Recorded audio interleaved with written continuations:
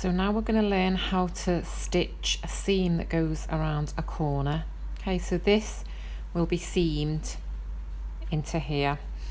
We've got a centimetre seam allowance on this pattern also. So what we've already done for you is put a tiny little chalk mark just on your calico here, and I'll show you what this is in a second. So if you've got your pattern piece, you can place it on top, and you can see there I've got a centimetre seam allowance coming that way and from the top there. So I've just put a little chalk mark through that hole onto my calico underneath. Okay, so to stitch this, I always find it easier to put the rectangular shape underneath and the kind of L shape on top. So if I just position it at the top there so that the raw edges are level there and the raw edges of the side are level, and you can see the direction it's sitting in as well, this way.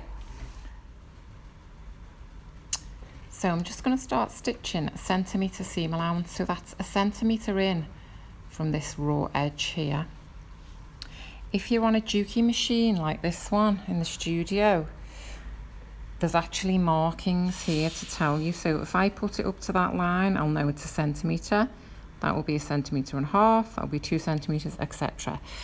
If you've got no markings on your machine, or you're at home on your domestic and you're not sure what a centimetre is, you can always just put the edge of your tape measure on the edge of your fabric and just give yourself a few little marks so that you keep it consistent all the way down. Okay.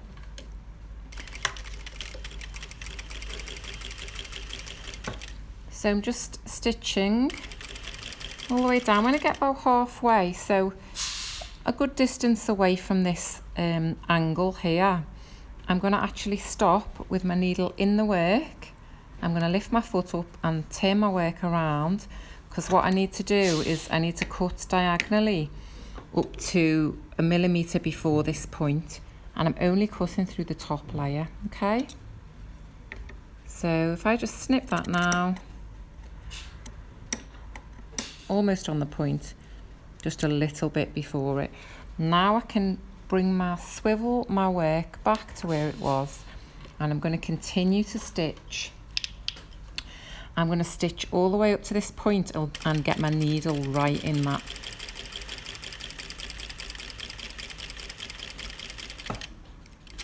Okay, so my needle's in the point now. So I've stopped stitching and my needle's down in the work, so I can lift my foot up. The underneath layer, I'm going to pull that round and swivel it round, and the top layer is coming in the opposite direction. Okay, so we can see the underneath layer is straight now here, and the top layer is going to sit on top of that till the raw edges are together like that. Okay, I just want to do a little check underneath where my needle is to check there's no pleats in the work, and then I'm ready to put the foot down and continue stitching. Centimetre seam allowance to the end.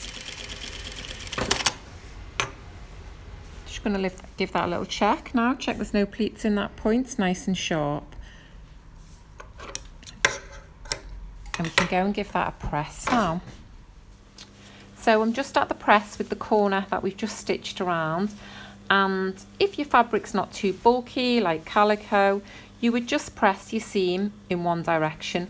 That's what it kind of wants to do. Okay,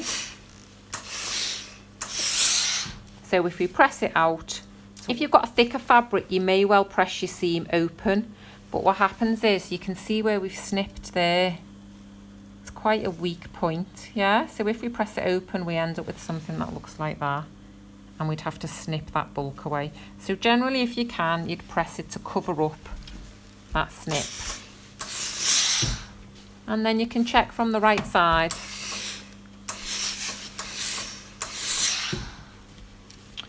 It should look like that. Okay.